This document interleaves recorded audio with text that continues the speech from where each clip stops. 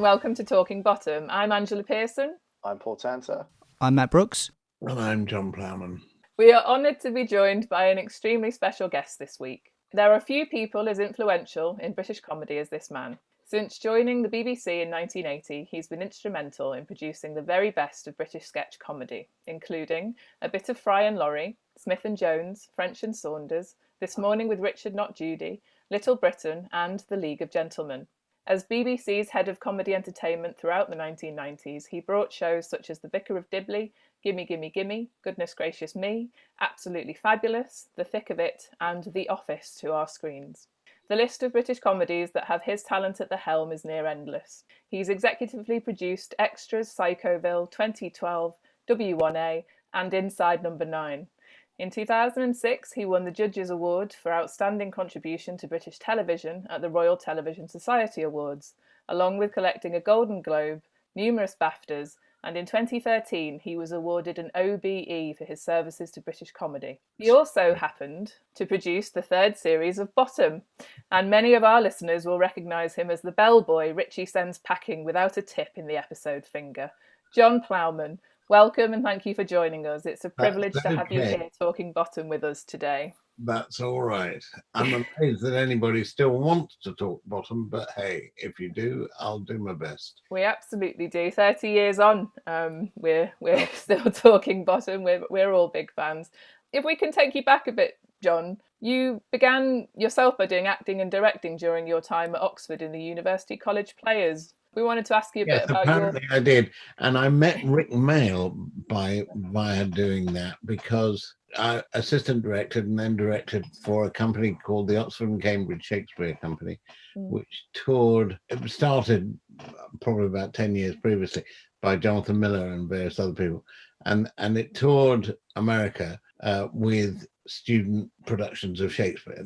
It went university to university in America. And there was the year I was directing Comedy of Errors. We were looking for people, and we decided that because it was going to be about a 3-month tour, we'd better look beyond the bounds of Oxford and Cambridge. So we went to a thing, I'm not sure that it still exists, it might, called the National Student Drama Festival, where we auditioned people. And the most memorable person we saw there was Rik Mayall, just because of the extraordinary energy and fun he brought to things.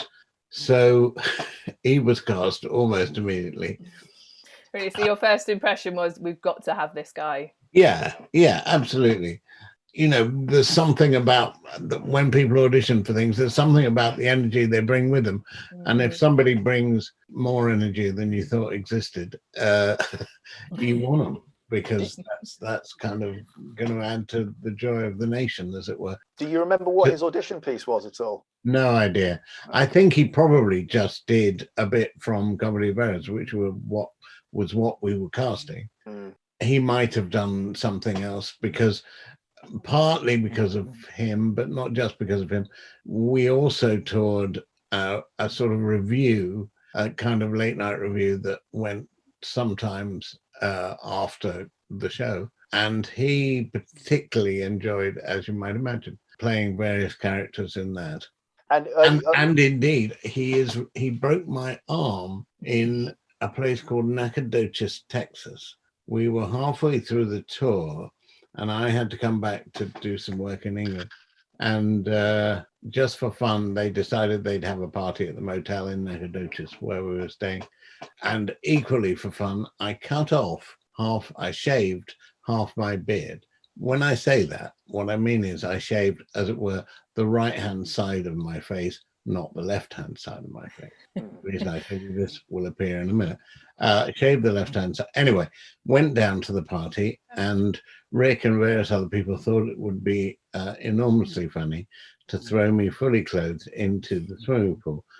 I thought it would be less funny. I put my arm down to stop myself being thrown in, and suddenly my arm was pointing in a direction I didn't know it was possible to point. So suddenly you come into contact with the American Health Service, which, I mean, well, which starts by saying, should we call you an ambulance? Yeah, hello, I'm in agony here. Call a bloody ambulance. Am I right in thinking Rik had scarpered? Sorry? Am I right in thinking Rik had scarpered? No, or Rik did he was around. I mean, we were all staying in the motel, so he couldn't go anywhere unless he was going to, sleep outside. So then they ask if you want things like anesthetic, and apparently my screams could be heard the length and breadth of the hotel. And when I got to the hospital, they said, do you want an anaesthetist to be called? Yeah, of course I want a bloody anyway. They then said, have you had a shaving accident? Well, how do you have a shaving accident and break your arm? Anyway, okay. So cut to a few years later when I broke my leg, and Rik came to see me in the hospital because he said, look, I couldn't come and see you when I broke your arm, so I thought I'd come and you broke your leg. When he broke your arm, was there a point when you were waiting for the ambulance where you were calling out for a razor so you could shave the rest of your beard? Not at all, no. I was in such agony. All I was calling out for was an ambulance. I can imagine. Well, that was a real comedy of errors you had over there then. It was. We wanted to ask you a little bit about your journey into TV. You are now revered, as Matt Lucas says, as the Godfather producer of British TV comedy. But you didn't start. I'm sure he doesn't, but bless him, if he did. But you didn't start in comedy, did you? Could you just tell us a bit about your journey into TV? Nobody starts in comedy. Sorry, about my journey there. How did I get there? When I was at university, I wrote and directed a short play, which went to the Edinburgh Festival, as things do. And it got very, very nice reviews, particularly from a man called Harold Hobson in the Sunday Times, who was sort of the, much revered critic at the time. And as a result of that, the play came down. Hello? Yep, we're here. Matt Brooks' name came up. Has he I think he might be having some technical difficulties. Is he bored to death? I couldn't blame him for. So wrote this play. Play got taken up by the King's Head Theatre in London, and I wrote to a man who at that time ran the Royal Court Theatre. He offered me a job as assistant to a man called Lindsay Anderson, who was in his own way a genius. So I worked with Lindsay, not the easiest man ever to walk. He made If you've ever seen, it's a very good movie about public school. It was a slightly surreal movie about public school, and he made a movie called Oh Lucky Man. And anyway, so I worked for Lindsay for a bit, and then I got a job at the Arts Council. And then what happened then? Oh, then I got a job at Granada Television working on a kids show, God help me. So did that for a bit, then worked on a sort of late night arts program, and then got lured. No, that's too strong a word. Then was very kindly offered a job producing Russell Harty's chat show at the BBC. Produced Russell Harty's chat show, produced Terry Wogan's chat show 3 times a week, God help us. And then while I'd been at university, I'd worked a tiny bit with Rowan Atkinson and Richard Curtis. So I'm doing Wogan, and sort of out of the blue, Richard rang up and said, we've just done this comic relief thing, and you, John, were the only person who sent me a note saying, well done for doing 7 hours of live television. So can you help me do the next one? So I then produced comic relief with Richard, I think twice, because I think he thought I'd got a good address book. So in a way, that was how I got into comedy. So you had to quit Wogan to do that full time, presumably? It was a mutually happy arrangement. Terry was fine, I was fine. It wasn't, after you've done something for 2.5 years, you think, really, do I have to carry on? Give me a break. Was he happy to see you go because of the cost of repairing a piano after you spilled 2 pina coladas? Oh, no, that was, oh God, what was that man's name? If you like pina colada and something in the rain. And getting caught in the rain. Getting caught in the rain. Well done. Any idea of the singer? I knew it last night when I was reading the story, but he's only had one hit, so his name isn't ingrained in the public consciousness. Perry was rather fond of the song and played it quite a lot on his Radio 2 show. If you like pina colada. And Rupert Holmes, I think. Rupert Looking that up. Holmes. Yes, Rupert Holmes. And you look, it should be said, not unlike Rupert Holmes. Anyway, so we did that. Then what happened?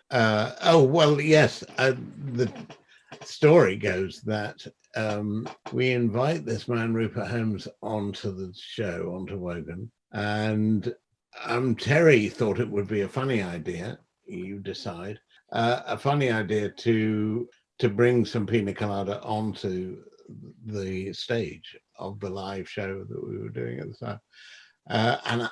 And entirely by accident, I swear to God, I managed to spill not one, but 2 glasses of pina colada into a Bechstein Grand, which Rupert Holmes was playing at the time.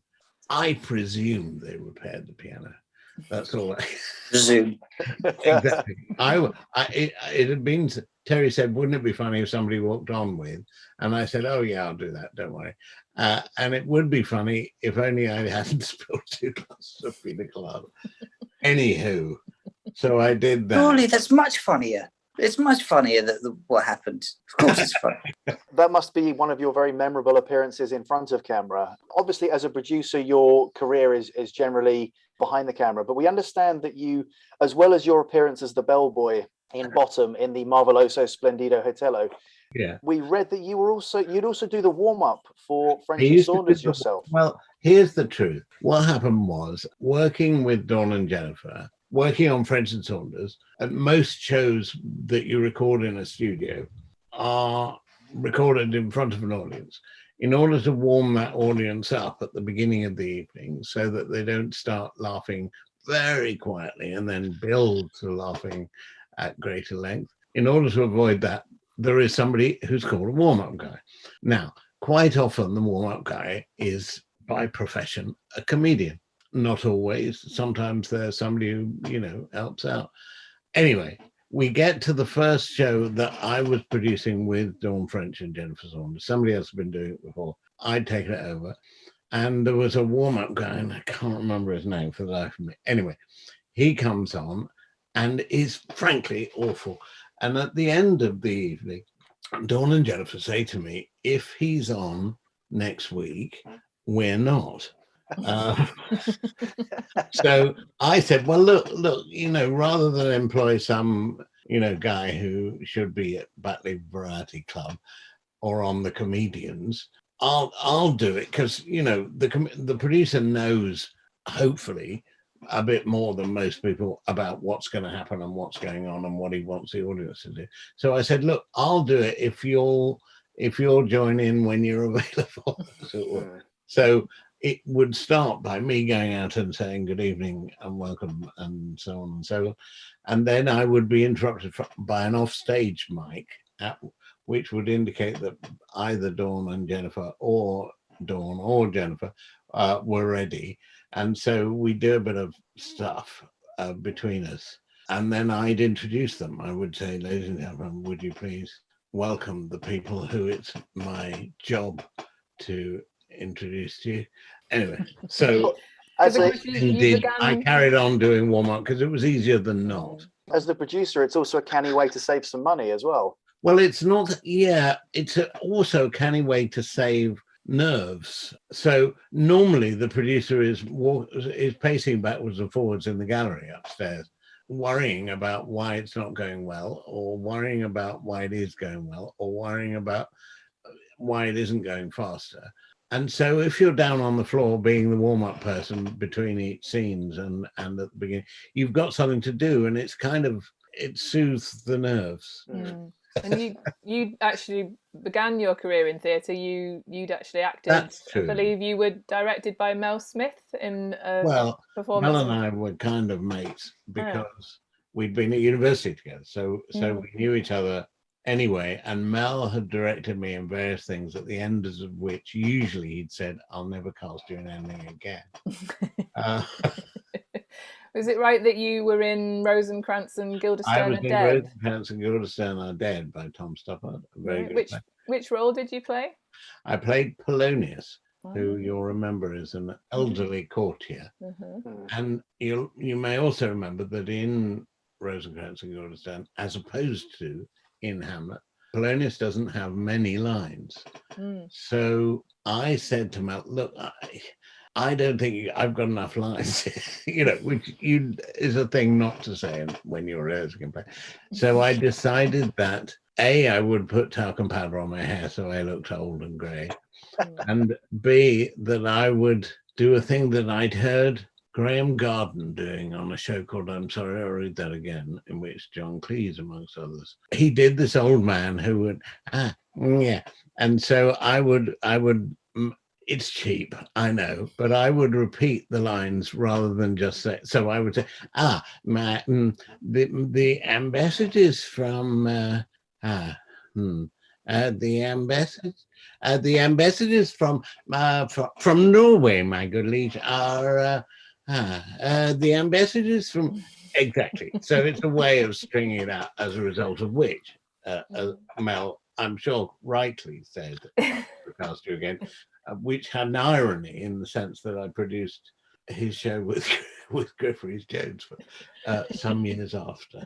You mentioned there growing up listening to I'm Sorry, I'll Read That Again, and I understand you also enjoyed favourite of mine, Round the Horn, as well. Well, it's easy to say it was a golden era, but it was a good era for radio comedy, particularly.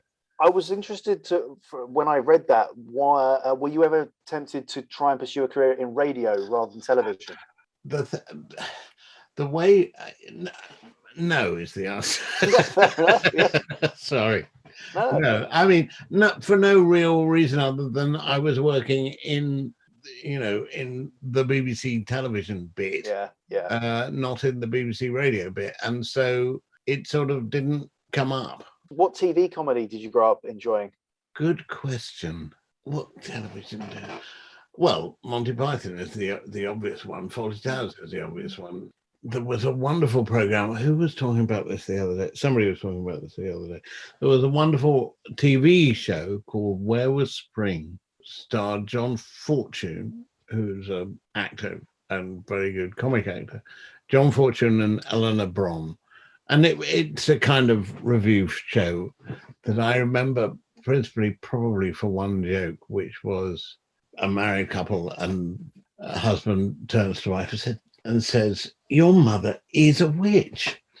To which the reply comes, yes, but you have to admit she is head of her coven. I offer it. So I liked that as well. Sorry. Yeah. Was often sure we're going to talk about bottom at some point. Oh no! We'll lead into that. So on the subject of the wonderfully absurd play that you were in, Rosencrantz and Guildenstern are Dead. That play is often compared to Wednesday for Godot, which fans of this podcast. Fans of this podcast have heard me drone on about that a few times, and my strong desire to get a time machine and go back and manage to see Rik and Ade perform it, as there's no recording that exists as far as we're aware. Did you get a chance to see them perform? I think so. Was it as memorable as it sounds like it was? He said no. I mean, the thing that was true for them doing it, as for other, there've been a few the old production with comedians, if you like. And the thing that strikes you usually is, are they too young? Are they too young to play these old men that Beckett's written? To which the answer is maybe, I suppose. In the end, Beckett is funny writer, but not necessarily a comedy writer. Yeah. Do I know the difference between the two? No, I have no idea, but that's what strikes me. And obviously you'd worked with Rik previously, but do you recall the first time you saw Rik and Ade together on stage or in a TV show? Was it pre-Young Ones? Was it when they were at the comedy store or the comic strip? I think, when did I first see them together? I remember seeing Rik. We were doing a thing I was working at Granada in Manchester at the time, and Rik was one of those people who, I suppose I'd seen at the comic strip, which was probably the answer to your question is seeing them as the Dangerous Brothers at the comic strip. But before that, I'd seen Rik he came up to Granada to play a character who in the end became, I suppose, Kevin Turby. But as far as Rik said, told me at the time, a character he'd in fact created on the train on the way up to Manchester, since he hadn't got material. And it was to do a pilot for a show that never came anywhere, but he was good in it. That's fantastic. In a way, you were there for the inception of Kevin Turby. Yeah, yes, accidentally. So moving on to Bottom, you produced the third series of Bottom. Yes. Do you recall how you came to be involved? Yes. What I was producing French and Saunders, and one of Rik and Ade, who wasn't Rik, was married to one of French and Saunders. I was producing, Bob Spears was directing, and Bob Spears had previously worked with them on Five Go Mad in Dorset for the first night of Channel 4. So we'd taken over from a producer then, and to cut a long story short, I think what happened was Ade presumably went home and said, what's Plowman like and what's Bob Spears like? Well, they knew what Bob Spears was like. So Bob was taken on to direct. Maybe we just got a hole in our schedules. Maybe that was it. Maybe we were just available with nothing to do. And as I say, Ade had, I think, knew me because of French and Saunders. So Rik and Ade requested you, as far as you're aware, or you were... Yeah, I think that's a very grand way of looking at it. I think what they did was think, hooray, we could work with Bob Spears if we can get him, if he's available at the right time. And I came with Bob Spears. Right, I see. Because Ed Bye was no longer available.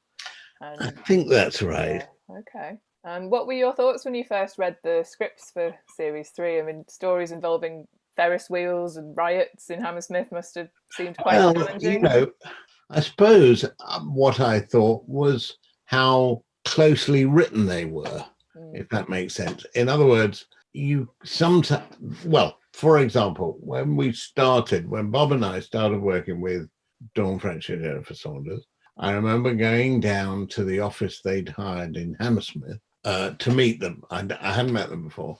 And we had probably about 3 weeks before we were filming. And there were maybe 4 or 5 things with question marks on yellow Post-it notes on the wall. That was what the script amounted to. So in a way, getting these scripts for Bottom was rather a joy, because you thought, oh, hooray, they've written a script. Now, as far as, and it's a complete script.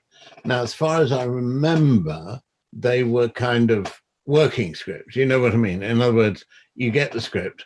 I don't know why I think this, but I think Rik, as it were, was, as it were, the inspiration. No, that's not fair. Rik was the guy who had extraordinary ideas from time to time about where things might go. And Ade was the guy who wrote them down and was more sensible. Does that make sense? Yeah. So you would get a script which we'd work on for a week in a rehearsal room, and it would change, it would develop, they would play around with it, as it were. You know, wouldn't it be funny if we did this instead of what's in the script? And sometimes it would. And was there anything Rik or Ade wanted that you had to say no to for budget reasons, or? Not that I remember. The thing I remember particularly, you know, I was looking at what the episodes were. I mean, I remember the Ferris wheel and the brilliance, in a way, of the designer who came up with the top half, no, not even half, but the top bit of the Ferris wheel, and that sat in the studio. Not the whole Ferris wheel, but the top half. So we filmed that bit and then added to it in wide shots, as it were. There was nothing that you had to say no to then, because it was... No, not that I remember. I mean, I may be having a happy, you know, I may be misremembering, but as far as I remember, there wasn't anything where we said we can't do that. Yeah. There may have been things where we said we can't do it quite like that. And if we're going to set fire to things, you have to do it on a pre-record. You know, you can't do it in front of a live audience. You can't set fire to things. Well, Was there anything you found particularly challenging from studio filming? Funnily enough, the Ferris wheel. Yeah. Because it's got to break. As far as I remember, they've got to cling on to things. There are fire effects, and we always did the show. We were lucky in that both Bottom and French and Saunders, we got. I can't remember why. Some bizarre contractual thing. We got 2 days in the studio each week, and the joy of that is you can do all the effects, all the difficult stuff, all the physically difficult stuff on one day. And you can do the audience show feeding those effects in, if you see what I mean, on the second day, which means you, apart from anything else, play less fast and loose with the lives of the performers. Do you have a favourite episode from the ones that you made? It's the Ferris wheel episode. It's the Ferris wheel, because apart from anything else, the hand of God at the end is a joyous invention. Again, well done to the designer for doing it, and well done to the designer for doing it, who also went on to design the spike film. Grenville, was it Grenville Horner? Yeah, he's a very good guy. They went to a fun fair to scout out Ferris wheels and see what they look like, and the backdrop was an actual representation of Hammersmith as well, apparently, at night. Now, I live quite near Hammersmith, and joyously, I have to say the seat is still there with Rik's his bench, the sort of plaque on it. But I can't see where you would put a fun fair. Yes, I think you'd have to clear some space. Maybe knocking the church down. No, but it's a very good episode. Yeah, the characters they played are sort of the evolved versions of characters that they'd started as the Dangerous Brothers, and played versions of in the Young Ones, and in Filthy Rich and Cat Flap. They're a sort of unique comic creation in British comedy. What do you make of the characters that Rik and Ade played? Because they're so big. A lot of comic creations are liked because they're so real. Because we go, I know that guy. I've seen that. If you watch, Fawlty Towers, let's say, you watch Fawlty Towers, you think, I've met guys who get angry at the smallest thing. I met guys who get as annoyed as that. I mean, sure, they may not work in hotels, but Rik and Ade, they're kind of cartoon characters that nevertheless have some reality. You can, as I say, I can't imagine where they put the fun fair in Hammersmith, and I can't imagine quite where the riot was, but that's fine. But characters who decide to go on holiday to Doncaster, there's something so big and certainly it's a sort of clowning, certainly it's a sort of cartoon world, and in a way it's almost as much of a cartoon world for the other characters, for the characters who are called Skullcrutcher and things like that. It's quite unique in that regard, isn't it? We've talked on the podcast before about how you couldn't really get anything else like it unless you were making an animation. The amount of physicality and slapstick and violence in it. That was the talent they had. It wasn't, they were writing for themselves and to themselves, if you see what I mean. They could play that. Lots of other people can't. And, it's joyous that we have it. So, Jon, how did you come to be cast as the bellboy in Finger? I suspect, as ever, we were on the, probably not running over budget, but on the point of it. And so I thought, I'll do it. And I've always quite liked to do, I played a man who notionally owned a vineyard in the French episode of Ab Fab. I've done the odd journalist, the odd people in lifts. It's selfish. bit of fun, to get involved. Yeah, exactly. And yes, I was taking work away from other bona fide equity members. I apologize. I was a member of equity at one point, but I think it's a testament to your skills as a producer that you were shaving the budget where you could in that regard. I agree. Although, as I say, I don't know how, and it's maybe a tribute to Grenville Horner, that I don't remember it as one of those shows that went wildly over budget where we had to go on our hands and knees to anybody to give us money. The series that you produce, the third series, actually feels a lot bigger in terms of the universe that they're in. There's street sets, and there was them driving through the off-license window in a car. As far as I remember, and I think this is important, it's all in the studio, isn't it? You can't put those characters in the real world surrounded by any ordinary people. You know, it wouldn't work. It has to be in the studio. It has to be in the same world that they're otherwise in, if you see what I mean. Yeah. You being one of the few members of the BBC that are quite high, one of the cream of the crop, as it were. Did you hear rumblings about like Bottom before, like when series 1 and 2 were happening? What was the gossip around? Like, what did you think of it before you heard of it and stuff? What were people saying about Bottom while it was? Well, I think, you know, it did pretty well as far as I remember. There was an audience for it. There was an audience for this slapstick, for this extraordinary physical comedy, and there weren't any other shows like it. So as far as I remember, the word was good, and I suppose I remember thinking, well done, Rik Mayall. I don't remember that there was any, you know, we'd had the young ones, so we knew the kind of the world of Vivian and the world of Rik. So it wasn't a surprise, really. It wasn't that something came along that was so unlike something they'd done before. It was just a joy to have it. But did you feel, in the way that we feel, that it was their best work? We often celebrate Bottom as, you know, it was the moment where they'd really, really found the heart of what they wanted to achieve with those characters. Well, yes, it was certainly what they wanted to do. It's hard to say anything is better or best, isn't it? I mean, you know, as fans, we go over and over our favourites and everything, so it's very different. Sure. But yeah, we feel Bottom's their best work, but of course, I the think young it's ones is good. incredible. I mean, yes, Filthy Rich and Cat Flap. Yeah. It's better than that, probably. Yeah, you watched that at the time. What did you think of Filthy? Well, I think I knew too much, really. You know, that there is a character who is head of entertainment, who is Jim Moyer. And the fact that Vic Reeves is also Jim Moyer just adds to the confusion. That does add confusion in when you read people in interviews and things. Yeah, I like both Jim Moyers. Do you recall what the reaction at the time to Series 3 was, both from audiences and from inside the BBC? I think good. I mean, as I say, it was like nothing else, and it did pretty well in terms of ratings and things. So there was never a question of, oh, I don't know, do we want another one? If they would write it, we'd do it. Right. Was there talk of a 4th series immediately then?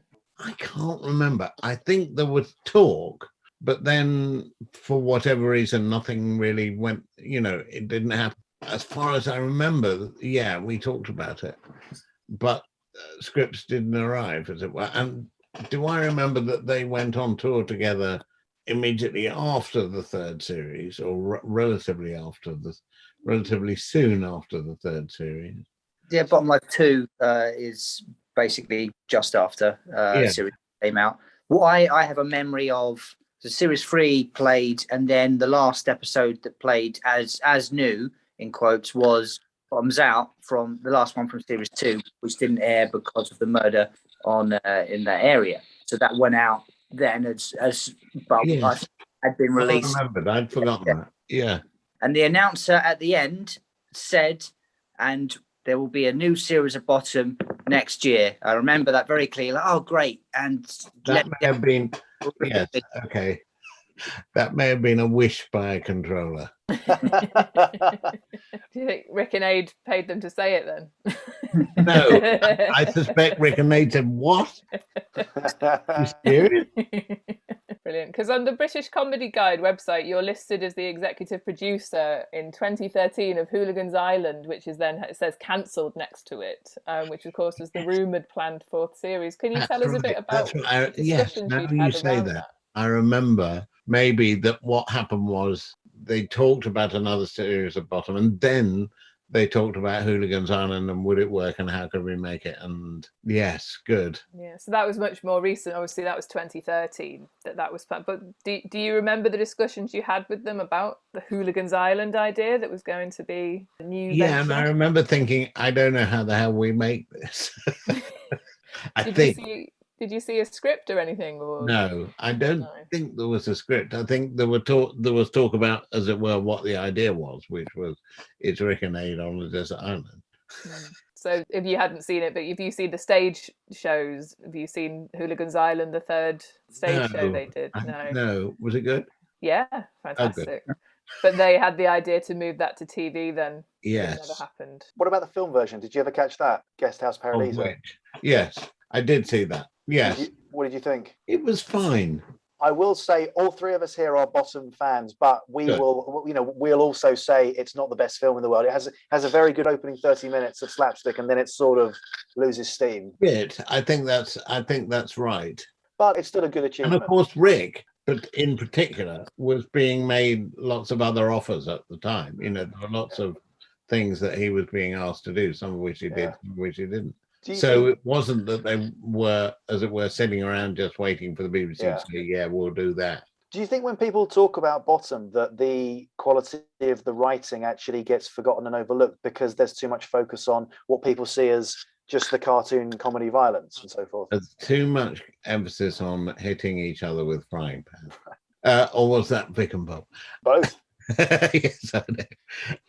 Yeah, I mean, it is well written, I think. But maybe I would say that, wouldn't I? But I think it is well written. It packs a lot into half an hour. Yeah.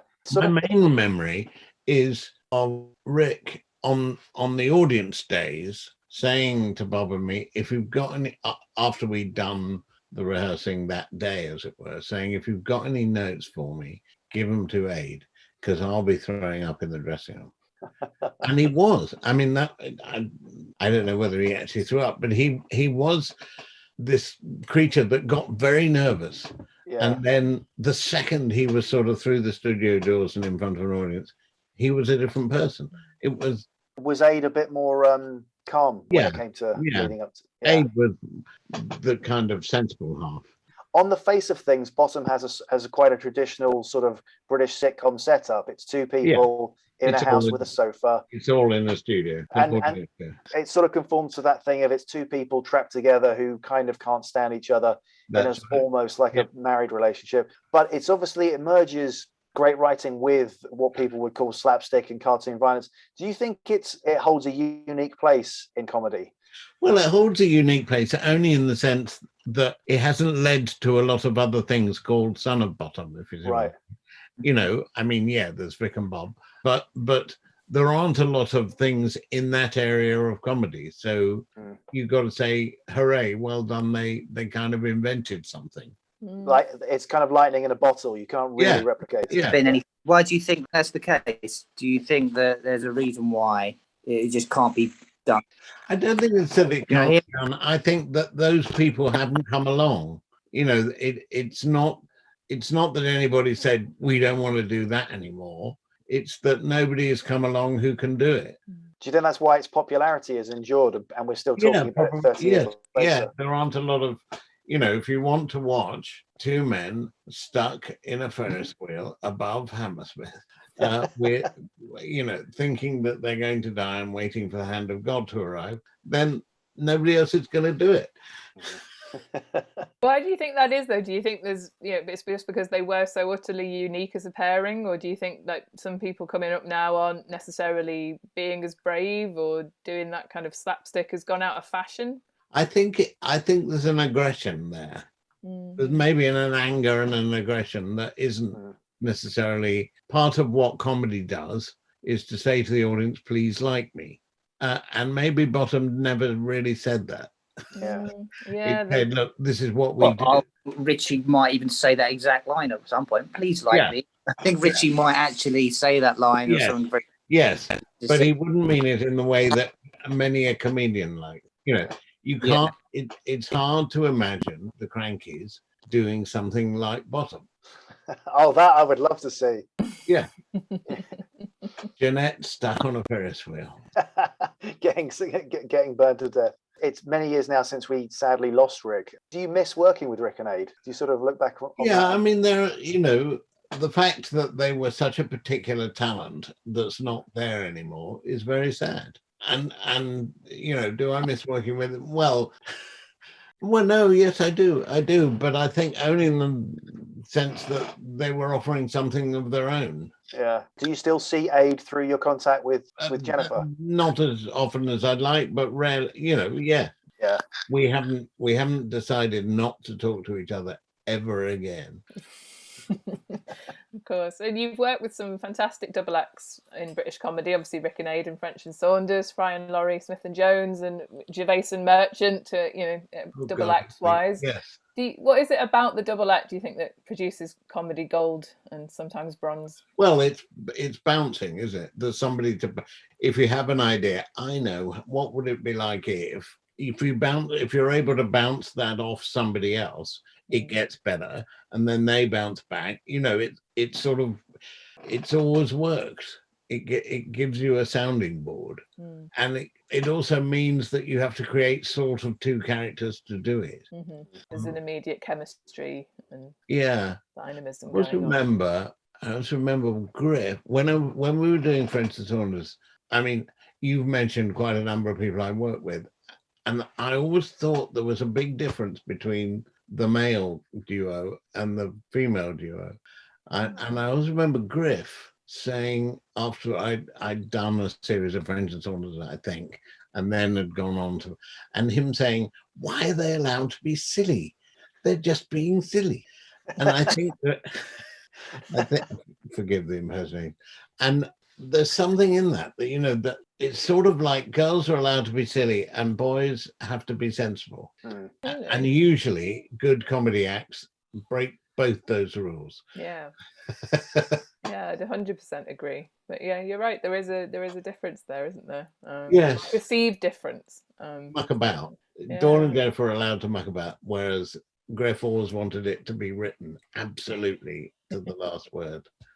And you worked with Jon Stewart on the short-lived Where's Elvis This Week, where he came over to present it, expecting a team of writers. No, he didn't come over. We went over there. Okay. In New York. I still remember pacing Broadway, probably, or somewhere like Broadway, in the middle of the night over there, thinking it's only going to be a couple of hours before I can ring London and see if we can find somebody to film this. Jon Stewart was very good and very, extraordinary that he didn't walk off when he heard that we hadn't got a huge number of writers. Has that American system ever appealed to you, the writer's room? Yeah, I know. I mean, I've sort of vaguely worked on it a bit on a couple of things in America, and it works. It's just it's doing a different thing. There's a group of 8 people. You show them the setup line. Anybody got a better punchline? That's how it works. And so if you're not careful, I think after a while it becomes it's very demanding, but it's also it creates something with relative anonymity, without any real soul, maybe. What do I know? I've never produced Friends. Of shows that you wish you had produced, I was reading I'll give it a plug here. Bless you. If I can get it to work. I was wandering around this house today thinking, where is there a copy of that book? I can't find one. So thank God you've got one. I recommend Jon's book. I recommend it as well. How to produce comedy. Available at all good bookshops.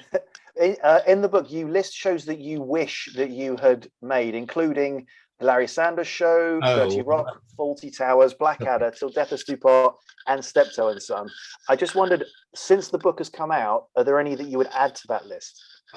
Any that I would, sorry, you've caught me unawares. I like Brooklyn Nine-Nine. I like 30 Rock. Anything with Tina Fey. Yeah, so there's 2. Yeah. My favorite. Are very good choices. Arrested Development and It's Always Sunny in Philadelphia too. Yes. Arrested Development, not quite as much. It's good. Who am I to say it's not? But yeah, okay, we'll add Arrested Development. For Always Sunny in Philadelphia, I haven't really watched that much. Of all the many things that you have made, is there anything that you either made or commissioned that you thought it should have got a bigger audience than it did? Because I always thought that Sean Locke's 15 Stories High sort of went under the radar. Well, there was a show close to my heart called Beautiful People, written by Jonathan Harvey, based on And it's close to my heart because we did the thing that you're supposed to do with, television and film, which was I read a book, I liked it, we bought the rights to the book, we dramatized it, Jonathan Harvey dramatized it, and then we made it as television. It had the right pedigree, as it were. And I'm sad that we only did 2 series of this, but not too late to bring it back. It had Oscar-winning actress Olivia Colman in it, and Miratal, and various other people. Good pedigree. Yeah. So, on the subject of things you wish you worked on that you haven't done, is there anything you worked on which you wish you hadn't worked on that you would like to expunge from your CV? But the laws of libel being what they are, I'm not going to tell you. Fair enough. There are things where you think if only a bit more work had been put in, they might have been better. What about, do you have a regret of turning down a pre-Ali G Sacha Baron Cohen? No. Here he pitched to you. No regrets about that whatsoever. He came into my room into my office as far as I remember and said, give me a television series. I didn't know who he was. Nobody else knew who he was. Me not giving him a television series was the right thing to do at that point. We were doing a late night thing. I can't remember what it was called. There was a late night kind of sketch event thing that was to give young producers a go and young talent a go. And he did a thing for that, which consisted, as far as I remember, of him standing outside a sort of upper class event. I can't remember which one it was, and trying to get girls to say the word cunt. Now, there are those, I'm sure, who would fall about at that. I wasn't necessarily one of them, and it didn't seem to me that it led to a series. So, no, I have no regrets. Yeah, I can't see stretching that much further than 1 minute of material. Yeah, exactly. A series out of that. Yeah, sure. It's a very good joke, but it's not a series. Absolutely. But you follow your gut feeling in the room then, because you've spoken, of course, about when Ricky Gervais and Stephen Merchant arrived in your office pitching The Office, and you went with your gut that day, in a similar way. And I was right. Yeah. Is that what you'd say you do have to do as a commissioner? It's the only thing you've got. You can't start a focus group of I don't know, secretaries and people outside. Although it should be said that we did get the series of Absolutely Fabulous because we'd made a pilot. At the pilot, I remember the then head of comedy, a very nice guy called Robin Nash, Robin saying to me, I've never found women being drunk very funny. And I thought, well, there's that's the series gone there. But we made the pilot and it went upstairs to Jim Moyer's office, and his PA was watching it over lunchtime with a group of girls, and they were laughing and enjoying themselves a lot when Jim came in, as a result of which I think we got the series automatically because of Jim's PA. And do you think there is a bit of a split then there? Obviously, that women, you've mentioned obviously French and Saunders were allowed to be silly, as it were, but do you think, there was a feeling that, women couldn't be as grotesque or kind of be viewed in that way that changed with the likes of Ab Fab? Well, I suppose, but I don't think there was a sort of, it wasn't as written down as that. Do you know what I mean? It wasn't, nobody was wandering around saying, men can do this, women can do that. I don't, I have no memory of that at all. And so it wasn't, nobody was saying women can't do it. You just take what you get, really. Yeah. But just in society, kind of attitudes have perhaps moved on.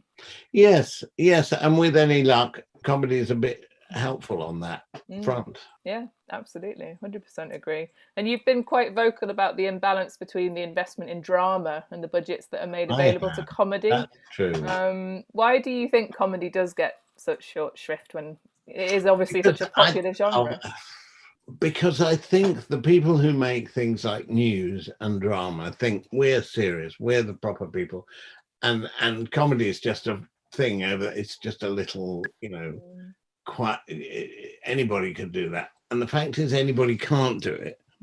And I think there's a feeling that if you're going to have a career in films, let's say, and films are always regarded as the holy grail. If you're going to have a career in films, you're more likely to get it by making, starting on EastEnders than you are by starting on Shooting Stars. Although it should be said, I say Shooting Stars deliberately because one of the directors of Succession, a rather good show on Amazon, I think, or possibly Netflix, the director of that is Mark Mylod, who used to produce Shooting Stars, who used to direct Shooting Stars for me. So, and it's written by Jesse Armstrong. Anyway, hooray! Yes, of Peep Show, yeah, exactly. You've had so much success that it must be impossible to say that. It must be impossible to choose one. But I will ask anyway: is there one show that you're most proud of? Well, it's hard, isn't it? It's hard. I don't remember that show. Now that I know that Ricky has become worth something around $180 million, you'd have to say, well, The Office has been jolly successful, hasn't it? Yeah. Do you see a cut of the American? I'd say Ab Fab is my favorite because I had a great time making it. Yeah. It led to a movie. We had, it was fun, and it came out of fun. So I think Ab Fab. It's a great show to have the crowning jewel in your CV. Yeah. There. Yeah. You mentioned Ricky Gervais getting very rich from The Office. Did you ever see a cut of the American residuals coming through? I didn't even see a cut of the British residuals. Oh no! Is there anything on TV at the moment that excites you, comedy-wise? The Olympics has been quite funny. It's funny doing a show in front of no audience. Sorry. That was a quick answer. Sorry, what was it? Ask the question again. Is there anything on TV at the moment that particularly excites you? I'm thinking mainly comedy, but there's anything drama that you're quite enjoying at the moment? I quite enjoy The Repair Shop. I've not seen that. Is that a reality TV show? In its own world, it is at 8:00 on a Wednesday night on BBC One. It's a group of people who repair things. Oh, okay. That sounds quite soothing. It is quite soothing. That's why I like it. Okay, fantastic. Very, very honourable in this climate change, crisis-driven world we live in. Exactly. Yeah. Make do and mend. Yeah. Yeah. Matt, have you got a question? Yeah, I'm all out. Good. Right. Do you feel that? Okay. Yeah. No, I do. Yeah. Sorry. Yeah. So, do you feel that slapstick humour has a place in today's comedy society, whatever? Yeah. Because there is, as it were, an audience for the erudite and an audience for the less erudite. And there's an audience for the hitting each other with frying pans and an audience for reading Greek literature. Just how it is. Yeah, I think there is. Why wouldn't there be? Do you think there's a reason why physical humour is less prevalent now than it was in the early 20th century? Well, because if you're going to go on to Live at the Apollo, you need props if you're going to do lots of hitting, and it's easier to stand there with a mic. Yeah. I think it is literally that simple a reason. It's harder to do physical comedy on stage, so therefore they're not learning the craft. I think it's a matter of taste. I mean, I think it must look easier to just stand up and do observational humour to an audience. It's harder to do a thing that requires the thought of how does it work when we do this. Sometimes we had a special effects guy on bottom, and the way it worked was Rik and Ade would write something and then he would work out how to do it.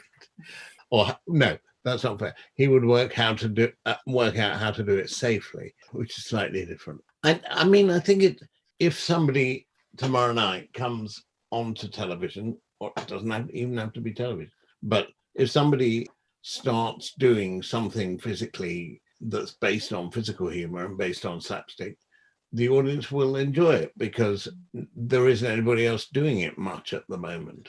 Do you think that both the advent of and the ease of CGI and the increase of health and safety rules and regulations makes the kind of things that Rik and Ade did in the studio much less likely to fly these days? I can't imagine them being allowed to have, set things on fire in the studio or have beds drop through ceilings and that kind of thing. I often get asked the question, would you be able to do that sort of show, whatever that sort of show is? Would you be able to do that now? Surely people would say you can't. I think you can do it if you want to do it. You can do it if it's right. You know, if it's funny, if it works, you can do it. I think the tastes have changed around it. Sorry? I think tastes have changed then amongst the audiences. Or... Yeah, but taste changes by the things you're offered. Does that make sense? No, but hey, let's go with that anyway. I get what it means. You know, if you're offered slapstick and you're not offered anything else, you must long for somebody to come on and quietly tell you a joke. But if you're surrounded by people telling you jokes and there's a certain amount of what we might call big comedy going on, then suddenly you'll be pleased that it's there. And you've spoken previously about the need to write something real to make comedy work nowadays. Do you think this is why class plays such a crucial role in British comedy? But class has always played a crucial role in British comedy. You know, there is Lear, there is the Fool. You know, it's always been there. I think it's a reflection of society. And that, do you think that's what makes British comedy in particular stand out, the class system? It's a contribution, isn't it? I mean, the fact that we've got the class system in order we've got something to laugh at, if you see what I mean. And we think, hooray, I can laugh not just at Boris Johnson, but also at the class system which he is part of. Yeah, it's important for satire. 100%. Yeah, and indeed, you know, one of the shows I most enjoyed doing was W1A, because we got to, as it were, laugh at the BBC, and nobody said you can't. Yeah, even the BBC were sending themselves up there, which is fantastic. Love W1A. What are you working on at the moment? I'm doing a podcast with Peter Pincham that can be heard on BBC Radio 4 and on BBC Radio 4 Extra. It's been running on Wednesday mornings at 11:30. It's called What's So Funny About, in which we talk to various people about why their shows were hits, if they were. So we've done Dawn French and Richard Curtis on The Vicar of Dibley. We've done Jennifer on Ab Fab. We've done Mirasal and Arnold Doctor on Goodness Gracious Me. We've done John Cleese on Fawlty Towers. We've done Have I Got News for You? We've done that.